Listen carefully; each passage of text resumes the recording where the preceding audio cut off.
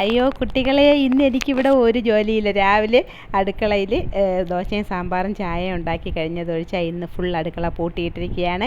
അതിനൊരു കാരണമുണ്ട്, അത് ഞാൻ പറഞ്ഞുതരാം. അതിന് മുന്നേ ഞാൻ ആദ്യം തന്നെ ദോശ എടുത്ത് വെച്ച് സാമ്പാറും ചേർത്തങ്ങ് കഴിച്ചേ.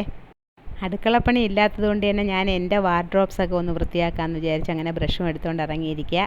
ഇതൊക്കെ എൻ്റെ ലീലാവിലാസങ്ങളാണ്. ഇങ്ങനെ സ്ഥലമുള്ളിടത്തൊക്കെ സ്റ്റിക്കർ ഒട്ടിച്ചിട്ട് ഓരോന്ന് തൂക്കി തൂക്കി ഇടുക. അപ്പോൾ സ്പേസ് ലാഭിക്കാമല്ലോ. അങ്ങനെ ഓരോന്ന് ചെയ്തുകൊണ്ടിരുന്നപ്പോഴാണ് എൻ്റെ മാമൻ്റെ മോനും വൈഫും കൂടെ വന്നത്. ഇത് ആതിര, ഇവളുടെ സഹോദരൻ്റെ കല്യാണം വിളിച്ച് വന്നതാണ്. അങ്ങനെ ഞങ്ങൾ കുറച്ച് നേരം കുശല പ്രശ്നങ്ങളൊക്കെ സംസാരിച്ചുകൊണ്ട് കുറച്ച് നേരം ഇരിക്കുകയായിരുന്നു. അപ്പോഴാണ് സൂരജും കാത്തുവും കൂടെ അമ്പലത്തിൽ പോകാൻ ഇറങ്ങിയത്. ഞാൻ കാര്യം പറഞ്ഞില്ലല്ലോ, ഇന്ന് സൂരജിൻ്റെയും കാത്തുവിൻ്റെയും സെക്കൻഡ് വെഡ്ഡിങ് ആനിവേഴ്സറിയാണേ. അപ്പോൾ അവർ രണ്ടാളും കൂടെ അമ്പലത്തിൽ പോകാൻ വേണ്ടിയിട്ട് ഇറങ്ങി.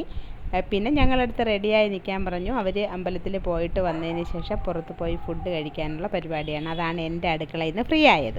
അവരെല്ലാം പോയതിന് ശേഷം ഓടി വന്ന് വീണ്ടും ഞാൻ എൻ്റെ വൃത്തിയാക്കിക്കൊണ്ടിരുന്ന പരിപാടി തുടർന്നു. എല്ലാം വരി കട്ടിൽ നിറയെ ഇട്ടൊക്കെയായിരുന്നേ. എല്ലാം അടുക്കി പെറുക്കി വെച്ചതിന് ശേഷം പെട്ടെന്ന് റെഡിയായിട്ട് ഇറങ്ങി ഊണ് കഴിക്കാൻ പോകാൻ വേണ്ടി. നമ്മൾ ഊണ് കഴിക്കാൻ പോകുന്നതിൽ ഒരു കട വെമ്പായത്തുള്ള രാജാ തട്ടുകടയാണ്. ഇവിടെ നിന്ന് ഏതാണ്ട് ഒരു അരമണിക്കൂറോളം ട്രാവൽ ഉണ്ടെന്നാണ് തോന്നുന്നത്. എക്സാക്റ്റ് എനിക്ക് അറിഞ്ഞുകൂടാ. പക്ഷേ അവിടുത്തെ ഫുഡ് നമ്മൾ തേടി ചെല്ലും, അത്ര അടിപൊളി ഫുഡാണ്.